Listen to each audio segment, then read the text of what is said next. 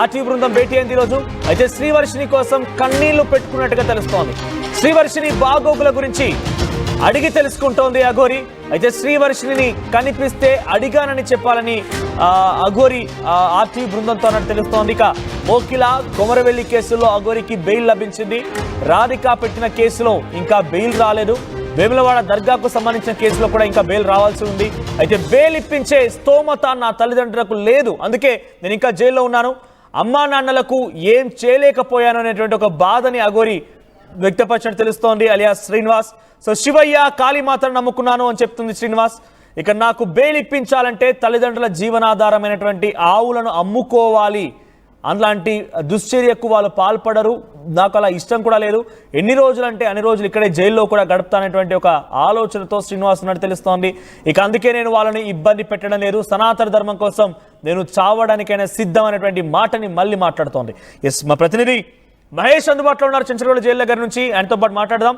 Yes Mahesh, so Aghori ఏం చెప్తోంది? Aghori alias Srinivas ఎటువంటి మాటలు మాట్లాడుతున్నాడు? ఆయన యొక్క ప్రజెంట్ సిచ్యువేషన్ ఏంటి? సుమారుగా 43 రోజులు కావస్తోంది జైలు జీవితం గడుపుతున్నాడు. ఇప్పటికైనా పాశ్చాత్తాపానికి గురవుతున్నాడా? నేను చేసిన తప్పనే ఆ భావనలో ఉన్నారా ఆయన?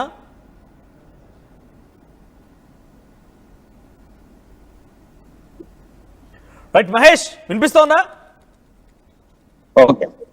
Right, continue. అంటే అఘోరి ఇప్పటికైనా పాశ్చాత్తాపడుతున్నట్టు కనబడుతోందా? తను చేసిన తప్పును ఒప్పుకుంటోందా? ఖచ్చితంగా మనది ఇప్పటికే శివ విష్ణు బ్రహ్మ అఘోరి అలియాస్ శ్రీనివాస్ కూడా ఇప్పటికే 43 రోజులుగా జైలు జీవితాన్ని గడుపుతున్నారు. అంటే గతంలో ఉన్నటువంటి కేసుల్లో భాగంగా 2 కేసుల్లో బెయిల్ వచ్చింది. దానికి సంబంధించి 2 కేసుల్లో ఇప్పటి వరకు బెయిల్ రాలేదు అని చెప్పి ఇప్పటికే 43 రోజులుగా ఈ యొక్క జైలు జీవితాన్ని గడుపుతున్నారని చెప్పి అఘోరి అలియాస్ శ్రీనివాస్ కూడా చెప్తున్న పరిస్థితి. పోయి ఒక అఘోరిని కలవగానే శ్రీవర్షిని ఎలా ఉంది ఏంటి అని చెప్పి ఆరా తీసిన పరిస్థితి, కన్నింటి పర్వతమైన పరిస్థితి. ఎందుకంటే గతంలో ఇద్దరు కలిసి తిరిగిన సంబంధాలను బట్టి చూసుకున్నట్టయితే ఎలా ఉంది అని చెప్పి ప్రధానంగా ఒక అక్కడ కంటతడి పెట్టిన పరిస్థితి ఉంది. అంటే శ్రీవర్షిని ఎక్కడుంది ఏంటి అని చెప్పి ఆరా తీస్తుంది. ఇక్కడున్న పరిస్థితిని బట్టి చూస్తుంటే గత 43 రోజులుగా జైల్లోనే ఉంటున్నాను, నేను ఎటువంటి డబ్బులు పెట్టి అడ్వకేట్ పెట్టలేదు, గవర్నమెంట్ పీపీ ద్వారా ఈ 2 బెయిల్ కూడా వచ్చాయి, ఇంకా 2 బెయిల్ రావాల్సి ఉంది, దీనికి సంబంధించి మా తల్లిదండ్రులకు స్తోమత లేదు నాకు బెయిల్ తీసుకురావడానికి అని చెప్పి ప్రధానంగా చెప్పుకుంటూ కంటతడి పెట్టిన పరిస్థితి మనం చూస్తున్నాం. అంటే ఏది ఏమైనప్పటికీ ఎవరైనా ములాఖాత్కి వస్తే నన్ను ఎవరు కలవద్దు, నా దగ్గరికి రావద్దు అని చెప్పి ప్రధానంగా అఘోరి అలియాస్ శ్రీనివాస్ చెప్తున్న పరిస్థితి. ఎందుకంటే అక్కడ పరిస్థితి చూస్తుంటే గతంలో ఉన్నటువంటి కేసులలో 4 కేసులకు గాను 2 కేసులకు బెయిల్ వచ్చింది, ఇంకా 2 కేసులు బెయిల్ రావాలి.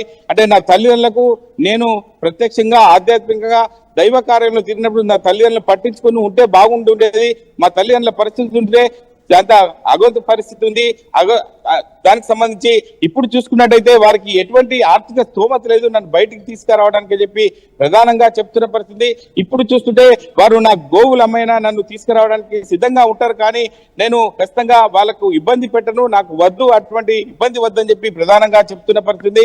ఎందుకంటే అఘోరి తల్లిదండ్రులు గతంలో కూడా సెంట్రల్ జైలుకు వచ్చిన పరిస్థితిలో మనం చూసాం. వారు అక్షరాస్యులు కాదు నిరక్షరాస్యులుగా ఉన్నారు. వాళ్ళు వచ్చి ములాఖాత్కు కావడానికి వచ్చినప్పుడు కూడా చెప్పాను, నా దగ్గరికి మళ్ళీ రావద్దు, నేనే బయటికి వచ్చే పరిస్థితి, గవర్నమెంట్ పీపీ ద్వారా బయటికి వస్తాను తప్ప నా దగ్గరికి ఎవరు రావద్దు అని చెప్పి అఘోరి చెప్తున్న పరిస్థితి. అంటే ఇక్కడ పరిస్థితి చూస్తుంటే అఘోరి ఒక చిక్కిపోయినట్టు ఉంది. ఎందుకంటే ఒక 43 రోజులుగా జైలు జీవితం గడుపుతుంది. అంటే శ్రీవర్షిని ఒక మాయలో ఉంది, ఖచ్చితంగా శ్రీవర్షి ఎలా ఉంది ఏంటి అని చెప్పి ప్రధానంగా ఆరా తీసిన పరిస్థితి.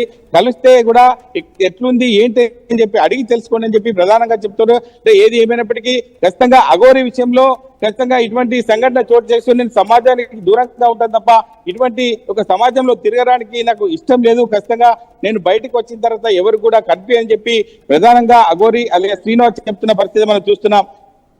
మనోజ్.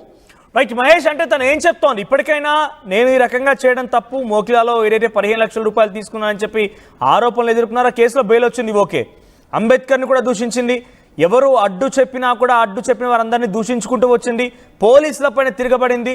ఒక అమ్మాయిని కూడా ఆల్రెడీ గతంలో రాధిక అనే ఒక అమ్మాయిని పెళ్లి చేసుకున్నాను అని చెప్పి కూడా రాధిక చెప్తోంది. కాబట్టి ఆ అమ్మాయిని పెళ్లి చేసుకున్న విధానం ఇవన్నీ కూడా తను చేసిన విధానం తప్పు అని భావిస్తోందా? ఖచ్చితంగా మరి అంటే గతంలో చేసిన తప్పులు అంటే మీడియా ముందుకు వచ్చి విచ్చలవిడిగా మాట్లాడిన సందర్భాల్లో కూడా మనం చూసాం. అంటే హాట్ కామెంట్ చేసిన పరిస్థితి చూసాం. రాధిక విషయంలో మొదటి భార్య కూడా కాంప్లైంట్ చేసింది, రెండవ భార్య అయినటువంటి శ్రీవర్షిని కూడా పెళ్లి చేసుకున్న సందర్భాలు చూసాం. ఎందుకంటే తల్లి కూతురు సంబంధం ఉన్నటువంటి పరిస్థితుల్లో ఒక భార్యాభర్తల సంబంధాన్ని ముడిపట్టడానికి కూడా ఎవరు కూడా ఒక సగటు భారతీయుడు కూడా జీర్ణించుకోలేని పరిస్థితి ఉంది. కాబట్టి ఇటువంటి సంఘటనలు పునరావృతం కావాలని చెప్పి ప్రధానంగా చెప్తున్న పరిస్థితి. వీరి యొక్క ఫిర్యాదు మేరకు అఘోర్ని అరెస్ట్ చేసి 43 రోజుల పాటు రిమాండ్ చేసిన పరిస్థితి. గతంలో తప్పులు ఒప్పుకున్నట్టుగా చెప్పుకోవచ్చు. ఎందుకంటే ఇటువంటి సంఘటనలు సమాజానికి హేళనగా ఉండే పరిస్థితులు ఉంటాయి. కాబట్టి ఇటువంటి సంఘటనలు పునరావృతం కాకుండా ఉండాలని చెప్పి ప్రతి ఒక్కరు కూడా కోరుకున్న పరిస్థితి. ఇటువంటి సంఘటన వల్ల అందరికి కూడా ఇబ్బందులు కలిగే పరిస్థితి ఉంది. ఇప్పటికైనా అఘోరికి సంబంధించి పరిస్థితిని బట్టి చూసుకున్నట్టయితే శ్రీవర్షిని ఎక్కడుంది ఏంటి అని చెప్పి ఒక తెలుసుకుంటుంది తప్ప, కంటతడి పెడుతుంది తప్ప అఘోరి చూస్తుంటే చిక్కిపోయినట్టు మనకు తెలుస్తుంది. అంటే ఇప్పటికైనా రాబోయే రోజుల్లో ఇంకా 4 నెలల పాటు ఈ యొక్క బెయిల్ వచ్చే అవకాశం ఉందని చెప్పి అంతర్గతంగా కుమిలిపోతున్నది. ఇంకా ఎప్పుడు వస్తుంది ఏంటి అని చెప్పి నా బాగోగులు చూసేవారు ఎవరు లేరు. బెయిల్ విషయంలో ముందుకొచ్చి చెప్పే అంటే ముందుకు వచ్చేవారు ఎవరు లేరు. నా తల్లిదండ్రులు తప్ప ఎవరు వచ్చే పరిస్థితి లేదు. అంటే ఎవరు వచ్చినా కూడా ములాఖత్కు రావద్దని చెప్తున్నా. ఎందుకంటే నాకు జరిగినటువంటి